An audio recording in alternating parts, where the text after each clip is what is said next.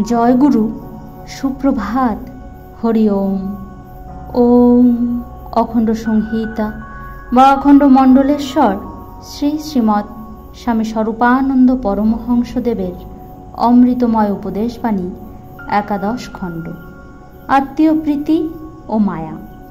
পরের দুঃখে যে তুমি দুঃখ অনুভব করো এবং নিজের দুঃখের কথা তোমার ভুল হয়ে যায়, এটি হচ্ছে তোমার চিত্তশুদ্ধির অন্যতম স্তরে আরোহণের লক্ষণ। একেবারে অশুদ্ধ চিত্ত ব্যক্তি নিজের দুঃখ ছাড়া অপরের দুঃখের কথা আদৌ ভাবে না।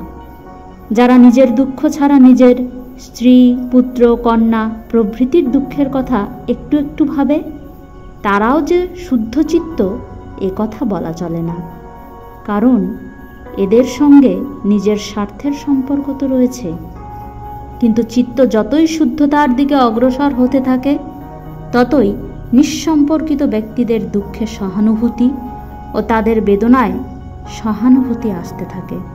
তোমার চিত্ত যখন শুদ্ধতার ঊর্ধ্বতর স্তরে উঠেছে, তখন দেখবে যে তোমার সহানুভূতি দেশ, কাল, পাত্রের গণ্ডি অতিক্রম করে ভূত, ভবিষ্যৎ, বর্তমানের সকল আগত অনাগত জীবের প্রতি ধাবিত হচ্ছে।